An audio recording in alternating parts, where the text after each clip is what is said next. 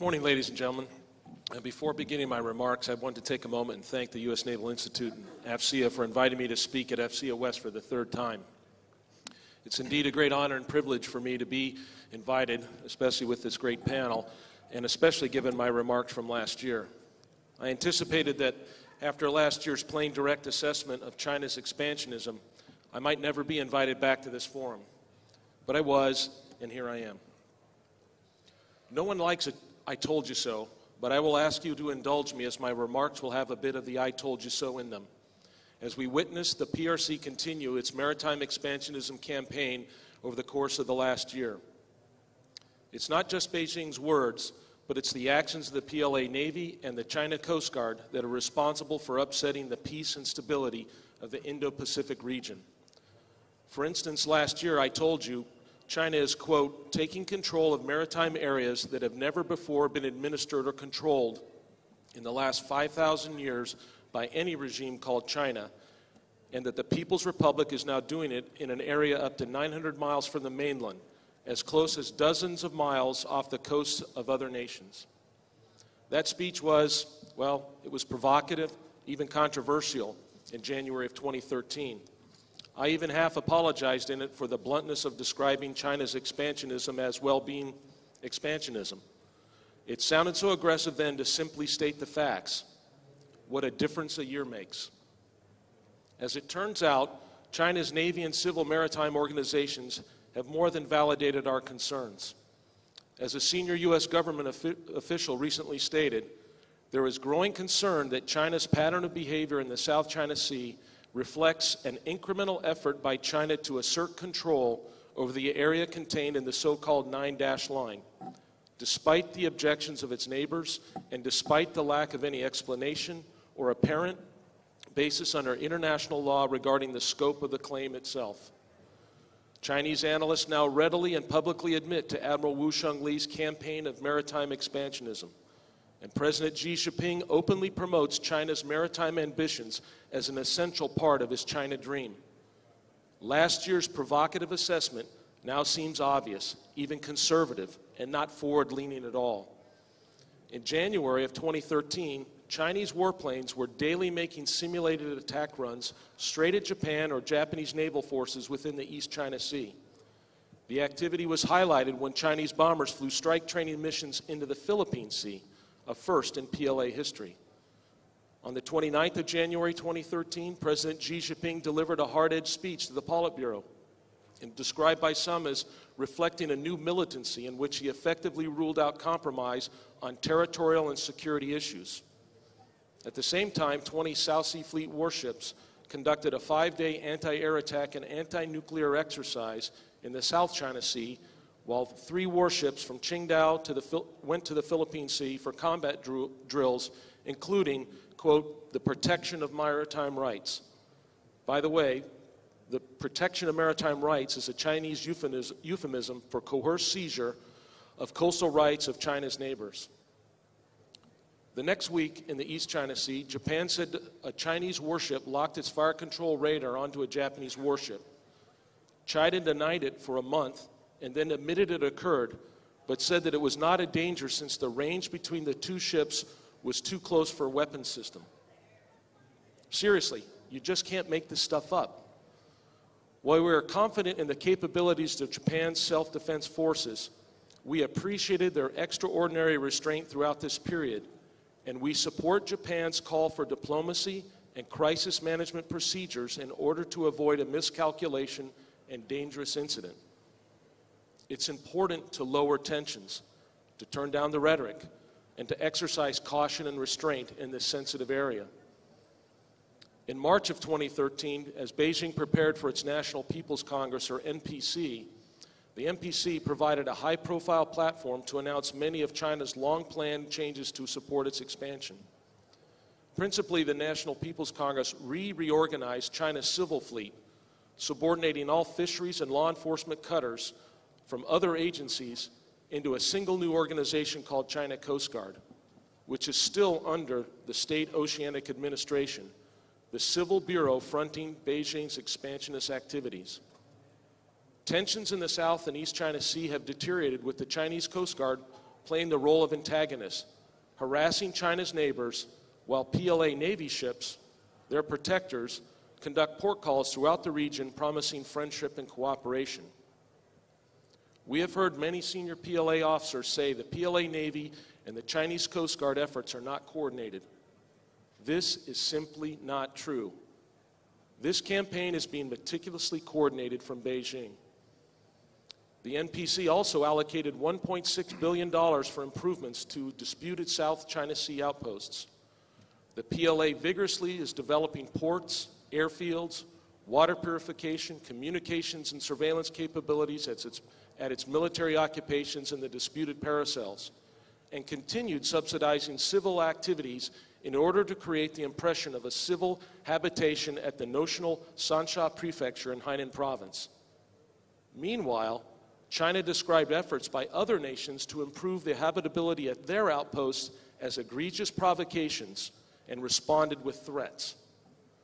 On the day that the NPC closed last year, a PLA Navy amphibious assault ship and 3 combatants sailed from southern China for what was again described as rights protection training. The warships first conducted island seizure drills in the paracels, then steamed to James Shoal, 60 miles from Malaysia, 900 miles from China, where they paused to drop a border marker while the crew swore oaths to defend China's southernmost territory. Then they broadcasted globally, in English. The PLA Navy South Sea Fleet commander conducted this humiliating provocation during Malaysia's week-long biannual defense exercise, or exhibition known as Lima. The PLA Navy described this as normal. And you know what? The PLA Navy conducted another oath-taking ceremony again on 26 January 2014. Sure sounds normal to me.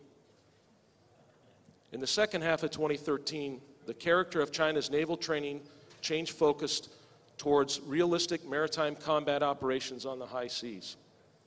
In addition to their long-standing task to restore Taiwan to the mainland, we witnessed the massive amphibious and cross-military region exercise Mission Action 2013, and concluded that the PLA has been given a new task to be able to conduct a short, sharp war to destroy Japanese forces in the East China Sea, followed what can only be expected, a seizure of the Senkakus or even the southern Ryukyus, as some of their academics write about. The PLA also trained to deter or destroy any attempted interference by the U.S. naval and air forces during exercise Jidong or Mobility 5. This unprecedented exercise focused on integrating surface ships, submarines, and aircraft from all 3 fleets and land-based missile forces in a multidisciplinary counter-intervention warfare strategy. In all, last year, we counted in Chinese press 9 instances of PLA Naval Surface Action Group and air forces steaming and flying into the Western Pacific to practice striking naval targets. The amount of time PLA Navy Surface Action Groups trained in the Philippine seas now rivals that of the U.S. Navy. In addition to the PLA's counter-intervention strategy, the PLA in November heavily publicized its development of their submarine ballistic missile capability.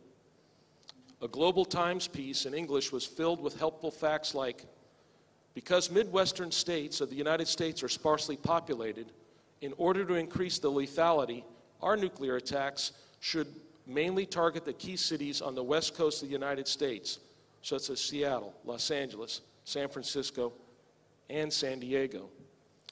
The state-endorsed newspaper went on to point out that the 12 JL-2 nuclear warheads carried by one single Type 094 SSBN can kill and wound 5 to 12 million Americans.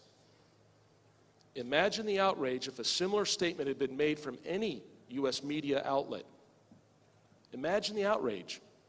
And to put this issue into perspective, I fully expect the first ever Type 094 submarine-launched ballistic missile patrol will occur in 2014. Then on a quiet day in late November, the Friday before Thanksgiving, as Admiral Fogo has mentioned, the PLA abruptly declared an air defense identification zone in the East China Sea. PRC government and media propaganda statements followed quickly, declaring this ADIZ gave them a right to take, quote-unquote emergency measures against non-compliant aircraft in international airspace, even aircraft that were not vectored at the Chinese mainland. This unilateral action has been called out by senior U.S. Defense and State Department officials as being, quote, a provocative act and a serious step in the wrong direction, unquote. As I told you so last year, this year or next, I expect the People's Republic of China will declare an ATIS in the South China Sea. This may be combined with what my senior analyst, Mr. Barney Moreland, has assessed may be a vessel traffic management system for surface ships, as the PLA declared its intent to control all ships and aircraft within the South China Sea in a published essay shortly after declaring it was all part of a new Chinese prefecture. Evidence for the veracity of Barney's assessment was made manifest last month when China declared its right to control all fishing in the South China Sea. While the PLA has long coveted an airfield in the Spratly Islands, we soon expect to see their new aircraft carrier, the Liaoning, being used to back up their campaign to secure their neighbors' coastal state rights in the South China Sea.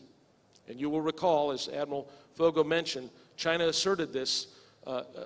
You will recall last month, China asserted that simply having the aircraft carrier at sea gave them a right to harass the USS Cowpens, who was some 50 miles away from their carrier at the beginning of the incident. And more on that issue in the question and answer period if you'd like. As I come to a close, I'd like to bring you some strategic context. Admiral Lu Wah-Ching is known in Vietnam as the commander of the massacre of 70 Vietnamese sailors standing in waist-deep water at Chig Hua Reef in 1988. In the West, Admiral Lu is known as the commander of the massacre of his countrymen at Tiananmen Square in 1989. However, in China, Admiral Lu is known as the father of the Chinese Navy. And in 1983, he stated their vision. He said, China will establish naval supremacy within the first island chain by 2010, turning it into an inland sea. By 2020, China will ensure naval supremacy within the second island chain. And by 2040, China will have the power to contain the dominance of the U.S. Navy in the Pacific and Indian Oceans. I think they're ahead of schedule, don't you? The PRC 5 years ago embarked on a $6.6 billion project to increase China's propaganda footprint around the world. Though we have our own intelligence resources, all the facts I'm providing you are published in Chinese Communist Party funded and approved open source publications. Beijing has paid dearly to bring this information to you. They're proud of it. They think it's normal. I don't know how China's intentions could be any more transparent. And remember, I told you so. Thanks for your time.